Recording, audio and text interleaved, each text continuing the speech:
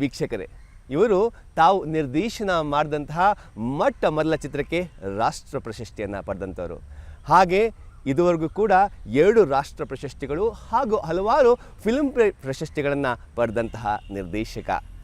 ಹರಿವು, ನಾತಿ ಚರಾಮಿ ಆದಿಯಾಗಿ ದೂರ ತೀರ ಎಂದವರೆಗೂ ಕೂಡ ಬಂದು ಈಗ ದೂರದರ್ಶನ ಜೊತೆ ತಮ್ಮ ಪಯಣವನ್ನು ಮುಂದುವರಿಸ್ತಾರೆ. ಬನ್ನಿ ಕಾರ್ಯಕ್ರಮಕ್ಕೆ ಸ್ವಾಗತಿಸೋಣ ನಿರ್ದೇಶಕರು ಮನ್ಸೂರಿ ಅವ್ರನ್ನ. ಸರ್ ನಮಸ್ಕಾರ. ಸ್ವಾಗತ ಸರ್. ಅರಮನೆ ಅಂತ ಒಂದು ಸೀರಿಯಲ್ನ ನಿರ್ದೇಶನ ಮಾಡಲಿಕ್ಕೆ ತಮ್ಮ ಬಂದಾಗ ತಮಗೇನು ಅನ್ನಿಸ್ತು ಸರ್?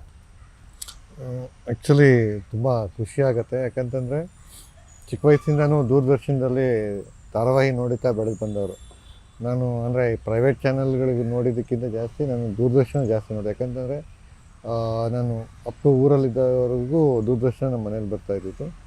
ಅದಾದಮೇಲೆ ಬೆಂಗಳೂರು ಬಂದಮೇಲೆ ಟಿ ವಿ ನೋಡೋದೇ ಅಭ್ಯಾಸ ಕಡಿಮೆ ಆಗೋಯ್ತು. ಸೊ ಹಾಗಾಗಿ ನನ್ನ ಬಾಲ್ಯದ ಏನೇ ನೆನಪಿದ್ರೂ ಅದು ಚಂದನ ವಾಹಿನಿ ಜೊತೆನೇ. ಅದರಲ್ಲೂ ಮಾಲ್ಗುಡಿ ಡೇಸ್ ಆಗ್ಬೋದು, ಗುಡ್ಡದ ಭೂತ ಆಗ್ಬೋದು ನನ್ನ ಆಲ್ ಟೈಮ್ ಫೇವ್ರೆಟ್ ಸೀರಿಯಲ್ಗಳು. ಸೊ ಆ ನೆನಪುಗಳಿದೆಯಲ್ಲ ಮಾಲ್ಗುಡಿ ಡೇಸು ಆ ಥರದ್ದು. ಸೊ ಅದ್ರ ಬಗ್ಗೆ ಸೀರಿಯಲ್ ನೋಡಿದ್ದೆ. ಸೊ ಬೆಂಗಳೂರು ಬಂದಮೇಲೆ ಅದರ ಕತೆ ಹಿನ್ನೆಲೆ ಹೇಗೆ ಅದನ್ನು ಶೂಟಿಂಗ್ ಮಾಡಿದ್ರು, ಆ ಟೈಮಲ್ಲಿ ಆಗುಂಬೆಯಲ್ಲಿ ಹೋಗಿ ಆ ಇಡೀ ಊರನ್ನ ಅವರು ಮಾಲ್ಗುಡಿ ಅಂತ ಕ್ರಿಯೇಟ್ ಮಾಡಿದ್ದು. ಸೊ ಆ ಥರದ್ದೆಲ್ಲನೂ ಕನಸಿತ್ತಲ್ಲ. ಸೊ ಯಾವಾಗ ನಾನು ಡೈರೆಕ್ಷನ್ ಬಂದೆ, ಸೊ ಯಾವಾಗಲೂ ಒಂದು ಕೊರಗಿತ್ತು. ಸೊ ನಾವೇನೇ ರಾಷ್ಟ್ರ ಪ್ರಶಸ್ತಿ ತಗೊಂಡ್ರೂ ಚಂದನದಲ್ಲಿ ನಮ್ಮ ನಿರ್ದೇಶನದಲ್ಲಿ ಏನಾದ್ರು ಒಂದು ಡಾಕ್ಯುಮೆಂಟ್ ಉಳ್ಕೊಳ್ಳಿಲ್ವಲ್ಲ ಅಂತ. ಸೊ ಆ ಥರದ ನಿರೀಕ್ಷೆಲಿದ್ದಾಗ ಈ ಥರ ಅರಮನೆ ಒಂದು ಅವಕಾಶ ಸಿಕ್ಕಿರೋದು ತುಂಬ ತುಂಬ ಖುಷಿ ವಿಷಯ. ಅದ್ರ ಜೊತೆಗೆ ಅರಮನೆ ಕಾದಂಬರಿಯಿಂದ ನಾನು ಧಾರಾವಾಹಿಗೆ ಅಳವಡಿಸ್ಕೊತಾ ಇರೋದು ಅದಂತೂ ಅದು ಹೇಳೋಕ್ಕಾಗಲ್ಲ. ಯಾಕಂತಂದರೆ ಅದೊಂಥರ ಜವಾಬ್ದಾರಿ ಮತ್ತು ಅಷ್ಟೇ ಒಂದು ಇಂಪಾರ್ಟೆಂಟ್ ಪ್ರಾಜೆಕ್ಟ್ ನನ್ನ ಕೆರಿಯರಲ್ಲಿ ಅಂತ. ನಾನು ತುಂಬ ದೂರ ಇದ್ದಂಥ ದೂರದರ್ಶನಕ್ಕೆ ಈಗ ಹತ್ರ ಆಗಿದ್ದೀರಾ. ಕಾದಂಬರಿ ಆಧಾರಿತ ಕಥೆಯನ್ನು ಆಯ್ಕೆ ಮಾಡ್ಕೊಂಡಿದ್ದೀರಾ. ಸೊ ಏನು ಅನ್ನಿಸ್ತು ಈ ಕಾದಂಬರಿ ಆಧಾರಿತ ಕಥೆಯನ್ನು ಆಯ್ಕೆ ಮಾಡ್ಕೊಂಡಾಗ ಏನೆಲ್ಲ ಚಾಲೆಂಜಸ್, ಸವಾಲುಗಳು ಬಂತು ನನಗೆ ಕಾದಂಬರಿ ಆಧಾರಿತ ಪ್ರಾಜೆಕ್ಟ್ಸ್ ಮಾಡಬೇಕು ಅಂತ ತುಂಬ ಆಸೆ ಇತ್ತು. ಸಿನಿಮಾ ಮಾಡಬೇಕು ಅಂತ ಅಂದ್ಕೊಂಡಿದ್ದೆ. ಬಟ್ ಅದು ಸಿನಿಮಾಗೆ ನನಗೆ ಯಾವುದೂ ಅಳವಡಿಸ್ಕೊಳ್ಳೋಕ್ಕಾಗಿರಲಿಲ್ಲ. ಬಟ್ ಸೀರಿಯಲಲ್ಲಿ ಕಾದಂಬರಿ ಆಧಾರಿತ ಮಾಡಬೇಕು ಅಂತ ಬಂದಾಗ ನನ್ನ ಆಯ್ಕೆಯಲ್ಲಿ ಅರಮನೆಯೇ ಮೊದಲ ಆಯ್ಕೆಯಾಗಿದೆ. ಯಾಕಂತಂದರೆ ಅರಮನೆ ತುಂಬ ವಿಶಿಷ್ಟವಾದ, ಅದ್ಭುತವಾದ ಕನ್ನಡದ ವಿಶೇಷವಾದ ಕಾದಂಬರಿ. ಯಾಕಂತಂದರೆ ಅದು ಐತಿಹಾಸಿಕ, ಧಾರ್ಮಿಕ ಮತ್ತು ಪುರಾಣ ಮತ್ತು ನಂಬಿಕೆ ಈ 4 ಸೆಕ್ಷನ್ನ ತುಂಬ ಅದ್ಭುತವಾಗಿ ಬ್ಲೆಂಡ್ ಮಾಡಿ ಮತ್ತು ಭಾಷೆಯಲ್ಲಿ ಏನು ಬಳ್ಳಾರಿ ಕನ್ನಡದಲ್ಲಿ, ಯಾಕಂದರೆ ನಮ್ಮಲ್ಲಿ ಎಲ್ಲ ಥರದ ಭಾಷಾ ಸೊಗಡುಗಳ ಬಗ್ಗೆನೂ ಮಾತಾಡ್ಬಿಟ್ಟಿದ್ದಾರೆ. ಮೈಸೂರು ಕನ್ನಡ ಆಗ್ಬೋದು, ಬೆಂಗಳೂರು ಕನ್ನಡ ಆಗ್ಬೋದು, ಮಂಗಳೂರು ಕನ್ನಡ, ಉತ್ತರ ಕರ್ನಾಟಕ, ಧಾರವಾಡ, ಗುಲ್ಬರ್ಗ ಇದೆಲ್ಲ ಆಗಿದೆ. ಬಟ್ ಬಳ್ಳಾರಿ ಕನ್ನಡದ ಬಗ್ಗೆ ಹೆಚ್ಚು ಚರ್ಚೆ ಆಗಿಲ್ಲ. ಸೊ ಆ ಥರದ ವಿಶಿಷ್ಟವಾದ ಒಂದು ಕನ್ನಡ ಅಂದರೆ ತುಂಬ ಜನಕ್ಕೆ ಗೊತ್ತಿಲ್ಲದಿರುವಂಥ ಒಂದು ಕನ್ನಡ ಗೊತ್ತು, ಬಟ್ ಈ ಬಳ್ಳಾರಿ ಕನ್ನಡದೇ ಒಂದು ವಿಶೇಷತೆ ಇದೆ. ಆ ವಿಶೇಷ ಕನ್ನಡದಲ್ಲಿ ಬರೆದಂಥ ಅರಮನೆ ಕಾದಂಬರಿನ ಅಳವಡಿಸ್ಕೊಳ್ಳೋದು ಅನ್ನೋದು ನನಗೆ ಫಸ್ಟ್ ಚಾಲೆಂಜಿಂಗ್. ಮತ್ತು ನಾನು ಕೋಲಾರಿಂದ ಬಂದವನು. ಸೊ ಕೋಲಾರ ಬಳ್ಳಾರಿದು ಆ ಬಯಲು ಸೀಮೆ ಇದೆಯಲ್ಲ, ಅದು ಸಿಮಿಲಾರಿಟೀಸ್ ಇದೆ. ಸೊ ಆ ಸಿಮಿಲಾರಿಟೀಸ್ನ ಇದರಲ್ಲಿ ಅಚೀವ್ ಮಾಡ್ಕೋಬೋದು.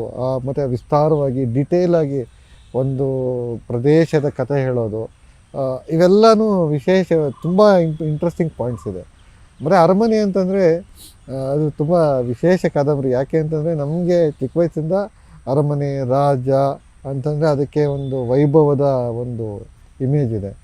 ಈ ಕಾದಂಬರಿ ಅದಕ್ಕೆ ಕಂಪ್ಲೀಟ್ ಆಪೋಸಿಟಲ್ಲಿದೆ. ರಾಜನು ಒಬ್ಬ ಸಾಮಾನ್ಯ ಮನುಷ್ಯ, ಅಲ್ಲಿರೋ ಜನಗಳು ಸಾಮಾನ್ಯದವರು, ಅಂದರೆ ನಮ್ಮ ಥರನೇ ಇದ್ದರು ಆ ಟೈಮಲ್ಲಿ ಅನ್ನೋ ಒಂದು ಎಲಿಮೆಂಟ್ಸ್ ಇಟ್ಕೊಂಡು ಇತಿಹಾಸದ ಜೊತೆಗೆ ಈ ಕಥೆಯನ್ನೆಲ್ಲ ಹೇಳೋದಿಲ್ಲ. ತುಂಬಾ ಇಂಟ್ರೆಸ್ಟಿಂಗ್. ಆ ಕಾರಣಕ್ಕೆ ಅದನ್ನು ಅಡಾಪ್ಟ್ ಮಾಡ್ಕೊಂಡಿದ್ದು ವಿಶೇಷ ನನ್ನ ಲೆಕ್ಕ ಅನ್ಬೋದು. ವಿಶಿಷ್ಟ ಕಥಾಹಂದರ ಇರುವಂಥ ಧಾರಾವಾಹಿಯನ್ನು ನಿರ್ದೇಶನ ಮಾಡ್ತಾ ಇದ್ದೀರಾ. ಈ ನಿರ್ದೇಶನ ಈಗಾಗಲೇ ಶೂಟಿಂಗ್ ನಡೀತಾ ಇದೆ, ಚಿತ್ರೀಕರಣ ಬರ್ದಿನ ಸಾಗ್ತಾ ಇದೆ. ಚಿತ್ರೀಕರಣ ಹೇಗೆ ಸಾಗಿದೆ ಅದ್ರ ಬಗ್ಗೆ ಒಂದಷ್ಟು ಮಾತಾಡ್ಬೋದಾ? ಚಿತ್ರೀಕರಣ ನಾವು ಇದಕ್ಕೆ ಲೊಕೇಶನ್ ಹುಡುಕಿದ್ರೆ ತುಂಬ ಚಾಲೆಂಜಿಂಗ್ ಆಗಿತ್ತು. ಯಾಕಂತಂದರೆ ಇದು 200 ವರ್ಷಗಳ ಹಿಂದಿನ ಕತೆ. ಸೊ 200 ವರ್ಷಗಳ ಹಿಂದಿನ ಕಥೆನ ಇವತ್ತಿಗೆ ಮಾಡೋದಿದೆಯಲ್ಲ, ಅದು ಸಿಕ್ಕಾಪಟ್ಟೆ ಚಾಲೆಂಜಿಂಗ್ ಆಗುತ್ತೆ. ಧಾರಾವಾಹಿ ಇದಕ್ಕೆ ಅಳವಡಿಸ್ಕೊಳ್ಳೋದು, ಅದಕ್ಕೆ ಲೊಕೇಶನ್ಸ್ ಹುಡ್ಕೋದು. ಸೊ ನಾವು ಬಳ್ಳಾರಿಯಿಂದ ಗುಲ್ಬರ್ಗಾವರೆಗೂ, ಬೆಳಗಾವಿಯಿಂದ ಹುಬ್ಳಿವರೆಗೂ ಆ ಇಡೀ ರೀಜನ್ನ ಟ್ರಾವೆಲ್ ಮಾಡಿ, ಸೊ ಆ ಕತೆಗೆ ಪೂರಕವಾಗುವ ಒಂದಷ್ಟು ಲೊಕೇಶನ್ಸ್ನ ಹುಡುಕಿ ಕೊಪ್ಪಳ, ಏನು ಗದಗು, ಆ ಸುತ್ತಮುತ್ತ ಏನು ಪ್ರದೇಶಗಳಲ್ಲಿ ಚಿತ್ರೀಕರಣ ಮಾಡ್ತಾ ಇದೀವಿ. ಎಲ್ಲ ಉತ್ತರ ಕರ್ನಾಟಕದಲ್ಲಿ ನಡೀತಾ ಇದೆ ಶೂಟಿಂಗ್. ಹೌದೌದು, ಒಂದು ಕಥಾ ಆ ಅಂದ್ರೆ ಕಥೆಗೆ ಪೂರಕವಾಗಿ ಆ ಹಿನ್ನೆಲೆ ಬೇಕಲ್ಲ, ಸೊ ಆ ಕಾರಣಕ್ಕೆ ನಾವು ಆ ಪ್ರದೇಶದಲ್ಲಿ ಶೂಟಿಂಗ್ ಮಾಡ್ತಾ ಇದ್ದೀವಿ.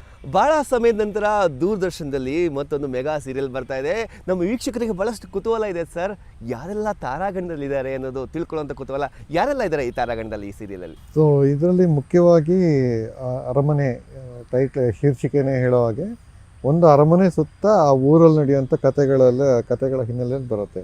ಸೊ ಅರಮನೆ ಅಂತಂದರೆ ಅದಕ್ಕೆ ಮುಖ್ಯ ಪಾತ್ರ ರಾಜಮಾತೆ ಭೈರಮಾಂಬೆ ಅಂತ. ಸೊ ಭೈರಮಾಂಬೆ ಪಾತ್ರನ ಬಿ ಜಯಶ್ರೀ ಮೇಡಮ್ ಮಾಡ್ತಾಯಿದ್ದಾರೆ. ಸೊ ಅದು ನನಗೆ ಅವ್ರ ಜೊತೆ ಕೆಲಸ ಮಾಡಬೇಕು ಅಂತ ಸುಮಾರು ವರ್ಷಗಳ ಕನಸಿತ್ತು. ಸೊ ಅಂಥದ್ದು ಫೈನಲಿ ನನಗೆ ನಾಗಮಂಡಲದಿಂದ ಆಸೆ ಇದ್ದಿದ್ದು, ಅಂದರೆ ಅದನ್ನು ನಾಗಮಂಡಲ ನೋಡಿ ಅವ್ರನ್ನ ಇನ್ಸ್ಪೈರ್ ಆದವರು. ಸೊ ಯಾವಾಗಾದ್ರೂ ಒಂದು ದಿವಸ ಒಂದು ಒಳ್ಳೆ ಕತೆ ಜೊತೆಗೆ ಅವ್ರು ಕೆಲಸ ಮಾಡಬೇಕು ಅಂತಿದ್ದು. ಸೊ ಆ ಕನಸು ಇದರಲ್ಲಿ ಈಡೇರ್ತಾ ಇದೆ. ರಾಜಮಾತೆ ಭೈರಮಾಂಬೆ ಪಾತ್ರನ ಬಿ ಜಯಶ್ರೀ ಮೇಡಮ್ ಮಾಡ್ತಾಯಿದ್ದಾರೆ. ಮತ್ತು ಅದರಲ್ಲಿ ಭೈರಮಾಂಬೆಯ ಮಗ ಕಾಟಾಯ ನಾಯಕ ಅಂತ ಬರ್ತಾನೆ. ಕಾಟಾಯ ನಾಯಕ ಪಾತ್ರನ ಬಿ ಎಂ ಗಿರಿರಾಜ್ ಸರ್ ಮಾಡ್ತಾಯಿದ್ದಾರೆ. ಅದ್ರ ಜೊತೆಗೆ ಈ ಕಾದಂಬರಿಯಲ್ಲಿ ವಿಶಿಷ್ಟವಾಗಿ ಐತಿಹಾಸಿಕ ಒಂದು ಪಾತ್ರ ಇದೆ. ಅದೇನು ಅಂತಂದರೆ ಥಾಮಸ್ ಮನ್ರೋ ಅಂತ. ಸೊ ಥಾಮಸ್ ಮನ್ರೋ ಒಬ್ಬ ಬ್ರಿಟಿಷ್ ಅಧಿಕಾರಿ, ಈಸ್ಟ್ ಇಂಡಿಯಾ ಕಂಪ್ನಿಯಲ್ಲಿ ಕೆಲಸ ಮಾಡ್ತಾ ಇದ್ದಂಥವ್ರು. ಸೊ ಅವರು ಈ ಇಡೀ ಕಾದಂಬರಿಯಲ್ಲಿ ಐತಿಹಾಸಿಕವಾಗಿ ಒಂದು ಪ್ಯಾರಲಲ್ ಸ್ಟೋರಿಯಾಗಿ ಬರ್ತಾರೆ. ಸೊ ಆ ಪಾತ್ರನ ವೆಂಕಟೇಶ್ ಪ್ರಸಾದ್ ಅವರು ತುಂಬ ಸೀರಿಯಲ್ಗಳು ಮಾಡಿದ್ದಾರೆ, ಸಿನಿಮಾ ಮಾಡಿದ್ದಾರೆ, ರಂಗಭೂಮಿಯಲ್ಲಿ ಸಾಕಷ್ಟು ವರ್ಷ ಕೆಲಸ ಮಾಡಿ ನಿರ್ದೇಶಕರಾಗಿ ಕೆಲಸ ಮಾಡಿದ್ದಾರೆ. ಸೊ ವೆಂಕಟೇಶ್ ಪ್ರಸಾದ್ ಅವರು ಥಾಮಸ್ ಮನ್ರೋ ಪಾತ್ರ ಮಾಡ್ತಾಯಿದ್ದಾರೆ. ಅದಲ್ದಿರ ನೀನಾಸಮ್ಮಿಂದ ಸಿತಾರಾ ಅಂತ ಒಬ್ಬರು ಇದ್ದಾರೆ ನಟಿ, ಅವರು ಇದರಲ್ಲಿ ಹಿರಿಯ ರಾಣಿ ಪಾತ್ರ ಮಾಡ್ತಾಯಿದ್ದಾರೆ. ಅದ್ರ ಜೊತೆಗೆ ಬಿಂದು ರಕ್ಷಿತಿ ಅಂತ ನೀನಾಸಮ್ ಅವರು ಜಗಳೂರು ಪಾತ್ರ ಮಾಡ್ತಾಯಿದ್ದಾರೆ. ಮತ್ತು ಮಂಜುನಾಥ್ ಜಂಬೆ ಅಂತ ನಟನದಲ್ಲಿ ರಂಗಭೂಮಿಯಲ್ಲಿ ಮಾಡಿದರು, ಅವರು ಓಬಯ್ಯನ ಪಾತ್ರ ಮಾಡ್ತಾಯಿದ್ದಾರೆ. ಸೊ ಅದಲ್ದಿರ ತುಂಬ ಜನ ರಂಗಭೂಮಿ ಸಿನಿಮಾದವರು ಈಗ ಮತ್ತು ಎಮ್ ಕೆ ಮಠ ಅಂತಿದ್ದಾರೆ, ಅವರು ಒಂದು ಜ್ಯೋತಿಷಿ ಪಾತ್ರ ಮಾಡ್ತಾಯಿದ್ದಾರೆ. ವಿನಯ್ ಕೃಷ್ಣಸ್ವಾಮಿ ಅಂತ ಅವರು ತುಂಬ ಸಿನಿಮಾಗಳಲ್ಲಿ ಮಾಡಿರೋರು, ಅವರು ಇದರಲ್ಲಿ ಅಮಾತ್ಯನ ಪಾತ್ರ ಮಾಡ್ತಾಯಿದ್ದಾರೆ. ಮಾಂತೇಶ್ ಅಂತ ರಂಗಭೂಮಿಯವರು, ಹುಬ್ಳಿಯವರು, ಅವರು ಇದರ ಸೇನಾಧಿಪತಿ ಪಾತ್ರ ಮಾಡ್ತಾಯಿದ್ದಾರೆ. ಸೊ ಇದಲ್ದಿರೋ ಚಂದನ ಅಂತ ಹೊಸ ಪ್ರತಿಭೆ, ಅಂದರೆ ಅವರು ಸಿನಿಮಾ ಸೀರಿಯಲ್ ಎಲ್ಲ ಮಾಡ್ತಾಯಿದ್ದಾರೆ. ಅವರು ಇದರಲ್ಲಿ ಕಿರಿಯ ರಾಣಿ, ತುಂಬ ಇಂಪಾರ್ಟೆಂಟ್ ಚೆಲುವಾಂಬೆ ಅಂತ ಒಂದು ಪಾತ್ರ ಬರುತ್ತೆ, ಆ ಪಾತ್ರ ಮಾಡ್ತಾಯಿದ್ದಾರೆ. ಅದಲ್ದಿರ ತುಂಬ ಇದ್ದಾರೆ. ಅಂದರೆ ಈಗ ಶುರು ಇದರಲ್ಲಿ ಒಂದಷ್ಟು ಕಾಸ್ಟಿಂಗ್ ಇದೆ, ಇನ್ನು ಮುಂದೆ ಹೋಗ್ತಾ ಹೋಗ್ತಾ ಈ ಸೀರಿಯಲಲ್ಲಿ ಇನ್ನೊಂದಷ್ಟು ಅಡಿಷನ್ ಆಗ್ತಾ ಹೋಗುತ್ತೆ, ವಿಶೇಷ ಪಾತ್ರಗಳು ಬರುತ್ತೆ. ಅದರಲ್ಲಿ ಇನ್ನೊಂದಷ್ಟು ಜನ ಆಲ್ರೆಡಿ ಮಾತಾಡಿದ್ದೀನಿ, ಒಂದಷ್ಟು ಸರ್ಪ್ರೈಸ್ಗಳು ಇದ್ದಾವೆ. ಸೊ ಅದು ಆಯಿತು ಅಂತಂದರೆ ಕನ್ನಡ ಅಂದರೆ ಚಂದನ ವಾಹಿನಿಯಲ್ಲಿ ನಿರೀಕ್ಷೆ ಮಾಡಿದಂಥ ಒಂದಷ್ಟು ತಾರಾಗಣನೂ ಈ ಸೀರಿಯಲಲ್ಲಿ ಬರ್ತಾರೆ. ಭಾಳ ಸಂತೋಷ ಸರ್. ಹಾಗೆ ತಾರಾಗಣ ಎಷ್ಟು ಮುಖ್ಯದ ಒಂದು ಸೀರಿಯಲ್ ಚೆನ್ನಾಗಿ ಬರಬೇಕಂತ ಹೇಳಿದ್ರೆ ತಾಂತ್ರಿಕ ವರ್ಗ ಕೂಡ ಭಾಳ ಮುಖ್ಯ ಆಗುತ್ತೆ. ನಿಮ್ಮ ಜೊತೆ ಯಾರೆಲ್ಲ ತಾಂತ್ರಿಕ ವರ್ಗ? ಸೊ ಇದರಲ್ಲಿ ಮುಖ್ಯವಾಗಿ ಬರವಣಿಗೆಯಿಂದ ಶುರುವಾಗುತ್ತೆ. ಇದು ಕಾದಂಬರಿನ ಧಾರಾವಾಹಿಗೆ ಅಡಾಪ್ಟ್ ಮಾಡ್ಕೊಳ್ಳೋದಕ್ಕೆ ಮುಖ್ಯವಾಗಿ ಸ್ಕ್ರೀನ್ ಪ್ಲೇ ಇಂಪಾರ್ಟೆಂಟ್ ಆಗುತ್ತೆ. ಅದನ್ನು ಪಿ ಚಂದ್ರಿಕಾ ಮೇಡಮ್ ತುಂಬ ಸೀನಿಯರ್ ರೈಟರು, ಸಾಕಷ್ಟು ಧಾರಾವಾಹಿ ಸಿನಿಮಾಗಳಿಗೆ ಕೆಲಸ ಮಾಡಿದ್ರು, ಅವರು ಇದಕ್ಕೆ ಸ್ಕ್ರೀನ್ ಪ್ಲೇ ಬರೀತಾ ಇದ್ದಾರೆ. ಸಂಭಾಷಣೆ ಬಂದ್ಬಿಟ್ಟು ಇದು ಬಳ್ಳಾರಿ ಕನ್ನಡದಲ್ಲಿರೋದ್ರಿಂದ ಪ್ರವೀಣ್ ಕುಮಾರ್ ಜಿ ಅಂತ, ಅವರು ಯೋಗರಾಜ್ ಭಟ್ರ ಜೊತೆ ಎಲ್ಲ ತುಂಬ ಕೆಲಸ ಮಾಡಿದ್ದಾರೆ, ಅಭಯ್ ಸಿಂಹ ಅಂತ ಅವ್ರ ಜೊತೆ ಎಲ್ಲ ಕೆಲಸ ಮಾಡಿದ್ದಾರೆ. ಜೊತೆಗೆ ಒಂದು ಸಿನಿಮಾನೂ ಡೈರೆಕ್ಟ್ ಮಾಡಿದ್ದಾರೆ. ಸಾಕಷ್ಟು ಕತೆ ಪುಸ್ತಕ, ಕಥಾ ಸಂಕಲನ ಪಬ್ಲಿಷ್ ಮಾಡಿದ್ದಾರೆ ಪ್ರವೀಣ್ ಕುಮಾರ್ ಅಂತ, ಅವರು ಇದಕ್ಕೆ ಸಂಭಾಷಣೆ ಬರೀತಾ ಇದ್ದಾರೆ. ಅದಲ್ದಿರ ಶಿವು ಬಿ ಕೆ ಕುಮಾರ್ ಅಂತ, ಅವರು ಸಿನಿಮಾ ಮತ್ತು ಸಾಕಷ್ಟು ಆ್ಯಡ್ಸ್ಗೆಲ್ಲ ಏನು ಸಿನಿಮಾಟೋಗ್ರಫಿ ಕೆಲಸ ಮಾಡಿದ್ದಾರೆ, ಅವರು ಇದಕ್ಕೆ ಛಾಯಾಗ್ರಹಣ ಮಾಡ್ತಾಯಿದ್ದಾರೆ. ಅದಲ್ದಿರ ಎಡಿಟಿಂಗಲ್ಲೂ ತುಂಬ ವರ್ಷಗಳು ಕೆಲಸ ಮಾಡಿರೋಂಥವ್ರು ಕೆಲಸ ಮಾಡ್ತಾಯಿದ್ದಾರೆ. ಅಂದರೆ ಈ ಥರ, ಅಂದರೆ ನಮ್ಮ ಜೊತೆ ಆರ್ಟ್ ಡೈರೆಕ್ಟರ್ ಬಂದ್ಬಿಟ್ಟು ಸಂತೋಷ್ ಪಾಂಚಾಲ್ ಅಂತ, ಅವರು ತುಂಬ ಕನ್ನಡ ಮತ್ತು ಅಂತಾರಾಷ್ಟ್ರೀಯ ಸಿನಿಮಾಗಳಿಗೆಲ್ಲ ಕಲಾ ನಿರ್ದೇಶನ ಮಾಡಿದ್ದಾರೆ, ಅವರು ಇದಕ್ಕೆ ಆರ್ಟ್ ಡೈರೆಕ್ಷನ್ ಮಾಡ್ತಾಯಿದ್ದಾರೆ. ಸೊ ಚಕ್ರಿ ಅಂತ ಅವರು ಕಾಸ್ಟ್ಯೂಮ್ ಡಿಸೈನರು, ಅವರು ಇದಕ್ಕೆ ಕೆಲಸ ಮಾಡ್ತಾರೆ. ಈ ಥರ ಅಂದರೆ ಎಲ್ಲ ಎಕ್ಸ್ಪೀರಿಯನ್ಸ್ಡ್ ಪರ್ಸನ್ಸು, ಸಿನಿಮಾಗೆ ಮ್ಯಾಕ್ಸಿಮಮ್ ಕೆಲಸ ಮಾಡಿರೋಂಥವ್ರು, ಅವರೆಲ್ಲರೂ ಈ ಪ್ರಾಜೆಕ್ಟಿಗೆ ಕೆಲಸ ಮಾಡ್ತಾಯಿದ್ದಾರೆ. ಒಳ್ಳೆ ಕತೆ ಇದೆ, ಒಳ್ಳೆ ತಾರಾಗಣ, ಒಳ್ಳೆ ತಾಂತ್ರಿಕ ವರ್ಗ. ಹಾಗೆ ಮೊದಲು ಮೆಗಾ ಸೀರಿಯಲ್ನಿಂದ ಪ್ರಾರಂಭವಾಗಿದೆ ದೂರದರ್ಶನ ಚಂದನ ವಾಹಿನಿಯಲ್ಲಿ. ಬಟ್ ಆ ಕಾಲಘಟ್ಟಕ್ಕೂ ಈ ಕಾಲಘಟ್ಟಕ್ಕೂ ಭಾಳ ವ್ಯತ್ಯಾಸ ಇದೆ. ಇವತ್ತು ಭಾಳ ಖಾಸಗಿ ಚಾನಲ್ಗಳಿವೆ, OTT ಕೂಡ ಬಂದಿದೆ. ಚಂದನ ವಾಹಿನಿಯಲ್ಲಿ ಏನು ನಿರೀಕ್ಷೆ ಮಾಡ್ಬೋದು? ಈ ಸೀರಿಯಲ್ ನೋಡಲಿಕ್ಕೆ ಜನ ಯಾಕೆ ಮುಗಿ ಬೀಳಬೇಕು ಅಂತ ನೀವು ಅನ್ನಿಸ್ತೀರಾ?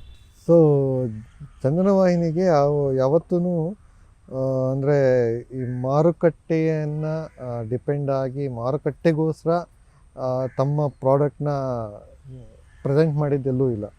ಇಲ್ಲಿ ಏನಿದ್ರೂ ಒಂದು ಒಳ್ಳೆಯ ಅಭಿರುಚಿಯ, ಒಂದು ಒಳ್ಳೆಯ ಕಥೆ ಇರುವಂಥ, ಒಂದು ಸೊಸೈಟಿಗೆ ಒಂದು ಒಳ್ಳೆಯ ಮೆಸೇಜ್ ಕೊಡುವಂಥ, ಮತ್ತು ಅಂದರೆ ಸಮಾಜದ ಪ್ರಜ್ಞೆನ ತುಂಬ ಎಚ್ಚರಿಕೆಯಲ್ಲಿ ಇಟ್ಕೊಂಡು ಮಾಡುವಂಥ ಸೀರಿಯಲ್ಗಳಿಗೆ ಇವತ್ತಿಗೂ ಆ ಮೌಲಿಕತೆಗೆ ಡಿ ಡಿ ಚಂದನ ಒಂದೇ ಇರೋವಂಥದ್ದು, ಚಂದನವಾಹಿನಿ ಮಾತ್ರ. ಯಾಕಂದರೆ ನಾವು ನೋಡಿರೋಂಥ ಸೀರಿಯಲ್ಗಳು ಯಾವುದೇ ಇದ್ರೂ, ಈಗ ಮಾಲ್ಗುಡಿ ಡೇಸ್ಗೆ ಆರ್ ಕೆ ನಾರಾಯಣದಿಂದ ಹಿಡಿದು ಪ್ರತಿಯೊಂದೂ ಅದಕ್ಕೊಂದು ಇದಿರುತ್ತೆ, ವ್ಯಾಲ್ಯೂಸ್ ಅಂತ ಇರುತ್ತಲ್ಲ, ಸೊಸೈಟಿಗೆ ಕೊಡಬೇಕಾಗಿರೋ ವ್ಯಾಲ್ಯೂಸ್. ಅದನ್ನು ಚಂದನವಾಹಿನಿ ಕೊಟ್ಟಷ್ಟು ಅಥೆಂಟಿಕ್ಕಾಗಿ ಬೇರೆ ಯಾರಿಗೂ ಕೊಡೋಕ್ಕೆ ಸಾಧ್ಯ ಇಲ್ಲ. ಬೇರೆಯವ್ರಿಗೆಲ್ಲನೂ ಮಾರ್ಕೆಟದು ಡಿಮ್ಯಾಂಡ್ ಇರುತ್ತೆ, ಅದು ಡಿಮ್ಯಾಂಡ್ ಆ್ಯಂಡ್ ಸಪ್ಲೈ ಇರುತ್ತೆ, ಆ ಒತ್ತಡಗಳಲ್ಲಿ ಕೆಲಸ ಮಾಡಬೇಕಾದ್ರೆ. ಚಂದನವಾಹಿನಿ ಅದಲ್ಲ, ಅದಕ್ಕೆ ಒಂದು ಒಳ್ಳೆ ಕಂಟೆಂಟ್ ಕೊಡಬೇಕು ಅನ್ನೋದು. ಸೊ ಈ ಥರದ ಒಳ್ಳೆ ಕಂಟೆಂಟ್ ಇವತ್ತಿಗೂ ಚಂದನವಾಹಿನಿಯ ವಾರ್ತೆಗಳು ನೋಡೋರು ತುಂಬ ಜನ ಇದ್ದೀವಿ. ಸೊ ಆ ಥರದ ಒಂದು ಆ ಸದಭಿರುಚಿಯ ಪ್ರೇಕ್ಷಕರು ಯಾರ್ಯಾರು ಇದ್ದಾರೆ ಅವ್ರಿಗೆ ಎಲ್ಲ, ಅಂದರೆ ಇದು ಹೇಗೆ ಅಂತಂದರೆ, ಮನೆಯಿಂದ ಹೊರಟ ಮೇಲೆ ಏನೋ ಆಚೆ ಹೋಗಿ ಎಲ್ಲನೂ ತಿನ್ನಬೇಕು ಅನಿಸುತ್ತೆ, ಏನೋ ಸ್ನ್ಯಾಕ್ಸ್ ತಿನ್ನಬೇಕಂದ್ರೆ ಹೋಟ್ಲಲ್ಲಿ ದೋಸೆ ತಿನ್ನಬೇಕಂದ್ರೆ ಎಲ್ಲದನ್ನು ಕೊನೆಗೆ ಯಾವುದು ಇಷ್ಟ ಆಗೋದು, ಮನೆ ಊಟ. ಸೊ ಚಂದನವಾಹಿನಿ ಅನ್ನೋದು ನಮ್ಮ ಮನೆಯ ಏನು ಚಾನಲ್. ಅದು ಅಂದರೆ ನಮ್ಮ ಮನೆಯ ಜೊತೆ, ನಮ್ಮ ಲೈಫ್ ಜೊತೆ, ಎಷ್ಟೋ ಜನರ ಲೈಫ್ನ ಮೆಮೊರೀಸ್ ಜೊತೆ ಬಾಂಡ್ ಆಗಿರೋಂಥ ಅದು ಚಂದನವಾಹಿನಿ. ಸೊ ಇದರಲ್ಲಿ ಮೆಗಾ ಸೀರಿಯಲ್ ಶುರುವಾಗ್ತಾಯಿದೆ, ಯಾವುದೇ ಅಬ್ಬರ ಇಲ್ದಿರ, ಯಾವುದೇ ರೀತಿಯ ಅತಿ ಅನಿಸ್ದಿರ, ತುಂಬ ಏನು ಮೆಲೋಡಿಯಸ್ ಆಗಿರೋಂಥ, ತುಂಬ ಸಾಫ್ಟಾಗಿ ತುಂಬ ಒಳ್ಳೆ ಕಥೆ ಇರೋವಂಥ ಒಂದು ಮನೆ ಊಟದ ಫ್ಲೇವರ್ ಕೊಡುವಂಥ ಒಂದು ಸೀರಿಯಲ್ ಬರ್ತಾಯಿದೆ ಅಂತಂದರೆ, ಮನೆ ತಾಯಿ ಅಡುಗೆ ಇಷ್ಟಪಡೋರೆಲ್ಲರೂ ವಾಪಸ್ಸು ಇದೇ ಚಾನಲ್ ಸೀರಿಯಲ್ ನೋಡೋಕ್ಕೆ ಬರ್ತಾರೆ, ಖಂಡಿತ ನೋಡ್ತಾರೆ ಅನ್ನೋದು. ಮತ್ತು ಕುಂಬಿ ಸರ್ ಅವ್ರಿಗೆ ಸಾಕಷ್ಟು ಜನ ಏನು ಓದುಗರಿದ್ದಾರೆ, ಲಕ್ಷಾಂತರ ಓದುಗರಿದ್ದಾರೆ. ಅವರೆಲ್ಲರೂ ಅರಮನೆ ಕಾದಂಬರಿ ಸೀರಿಯಲ್ ಆಗಿದೆ ಅಂತಂದರೆ ಹೇಗಿರ್ಬೋದು ಅನ್ನೋ ನಿರೀಕ್ಷೆಯಲ್ಲಿ ಬಂದೇ ಬರ್ತಾರೆ. ಅದ್ರ ಜೊತೆಗೆ ಇದರಲ್ಲಿ ಜಯಶ್ರೀ ಮೇಡಮ್ ಇದ್ದಾರೆ, ಅವರು ಅಭಿನಯ ನೋಡೋಕ್ಕೆ ಬರ್ತಾರೆ. ಸೊ ಅದೇ ಥರ ನನ್ನ ನಿರ್ದೇಶನದಲ್ಲಿ ಹೇಗೆ ಬಂದಿದೆ ಅಂತ ನೋಡೋಕ್ಕೆ, ಈ ಥರದ್ದೆಲ್ಲನೂ ಅಂದರೆ ಚಂದನಕ್ಕಿರೋಂಥ ಪರ್ಮನೆಂಟ್ ಆಡಿಯನ್ಸು, ಕುಂಬಿ ಸರ್ಗಿರೋಂಥ ಅವರು ಓದುಗರು, ಈ ಥರದ್ದೆಲ್ಲರೂ ಸೇರಿ ಬಂದರೆ ಇದು ಖಂಡಿತ ಒಂದು ಒಳ್ಳೆ ಮತ್ತಿನ್ನೊಂದು ಮೈಲಿಗಲ್ಲಿ ಆಗುತ್ತೆ ಅನ್ನೋ ನಿರೀಕ್ಷೆ ಅಂತೂ ಖಂಡಿತ ಇದೆ. ಎಷ್ಟು ಸೊಗಸಾಗಿ ಹೇಳಿದ್ರಿ ಸರ್. ನಿಜಕ್ಕೂ ಕೂಡ ಚಂದನಕ್ಕೆ ಅದರದೇ ಅಂತ ಆಡಿಯನ್ಸ್ ಬೇಸ್ ಇದೆ, ಅವರು ಖಂಡಿತ ನೋಡ್ತಾರೆ. ಆದರೆ ಈ ಇನ್ನೊಂದು ಕುತೂಹಲ ಅಂತ ಹೇಳಿದರೆ, ಯಾವಾಗಿಂದ ಬರ್ತಾ ಇದೆ ನಮ್ಮ ಹೊಸ ಮೆಗಾ ಧಾರಾವಾಹಿ? ಇದೇ ಮಾರ್ಚ್ 25ನೇ ತಾರೀಕು ಸಂಜೆ 7:30ಕ್ಕೆ ಸೋಮವಾರದಿಂದ ಶುಕ್ರವಾರದವರೆಗೂ ಚಂದನವಾಹಿನಿಯಲ್ಲಿ ಇದೆ ಅರಮನೆ ಬರ್ತಾಯಿದೆ, ನಿಮ್ಮ ಮುಂದೆ ಬರ್ತಾಯಿದೆ. ನಿಮ್ಮೆಲ್ಲರ ನಿರೀಕ್ಷೆ ನಾವು ಮುಟ್ತೀವಿ ಅನ್ನೋ ಒಂದು ನಂಬಿಕೆ ನಮಗಿದೆ. ನಿಮ್ಮೆಲ್ಲರ ಪ್ರೋತ್ಸಾಹ ಅರಮನೆ ಸೀರಿಯಲ್ ಮತ್ತು ನಮ್ಮ ಜೊತೆ ಇರಲಿ. ಇದಾಗಿತ್ತು ನಮ್ಮ ಹೊಸ ಮೆಗಾ ಧಾರಾವಾಹಿ ಅರಮನೆ ಧಾರಾವಾಹಿಯ ನಿರ್ದೇಶಕರ ಮಾತು. ಶೀಘ್ರದಲ್ಲೇ ತಮ್ಮ ಮುಂದೆ ಚಂದನವಾಹಿನಿಯಲ್ಲಿ ಬರ್ತಾ ಇದೆ ಅರಮನೆ ಧಾರಾವಾಹಿ.